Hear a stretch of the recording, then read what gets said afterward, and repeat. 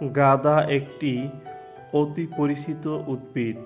গাঁদা ফুলকে অনেকে গন্ধা, গেন্ধা, গেন্ধা নামেও ডাকে। গাঁদা ফুলের বিভিন্ন জাত ও রং থাকলেও উজ্জ্বল হলুদ এবং গাঢ় কমলা রং বেশি লক্ষ্য করা যায়। গাঁদা ফুল বাগানের শোভা বর্ধন ছাড়াও বিভিন্ন উৎসব অনুষ্ঠান, পূজা পার্বণ ও গৃহসজ্জায় এর ব্যাপক ব্যবহার রয়েছে। সেই সাথে ফুলটির বেশ কিছু উপকারিতা ও ঔষধি গুণ রয়েছে। জেনে নিন তাহলে গাঁদা ফুলের উপকারিতা ও ঔষধি গুণ সম্পর্কে। গাঁদা ফুলের অপরূপ সুগন্ধের জন্য এটি থেকে বিভিন্ন ধরনের সুগন্ধি তৈরি করা হয়।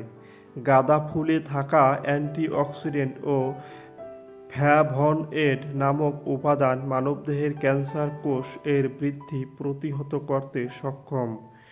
গাঁদা ফুলের অ্যান্টিঅক্সিডেন্ট দেহের রোগ প্রতিরোধ ক্ষমতা বৃদ্ধিতে ভূমিকা রাখে এবং শরীরকে টিউমার হতে রক্ষা করে। শরীরের কোথাও কেটে গেলে গাঁদার পাতা পিষে লাগালে রক্ত পড়া ও ক্ষত ভালো হয়। গাঁদা ফুলের চা নিয়মিত পান করলে মুখের ব্রণ দূর হয়, ত্বক মসৃণ হয়, হজম শক্তি বাড়ায়, হাড়ের ক্ষয় রোধ হয়, আর্থ্রাইটিসের সমস্যা ও গ্যাস্ট্রিকের সমস্যা দূর হয়। গাঁদা ফুল বেটে নারিকেল তেলের সাথে মিশিয়ে মাথায় 10 থেকে 15 দিন লাগালে মাথার খুশকি দূর হয়, চুল কালো হয়।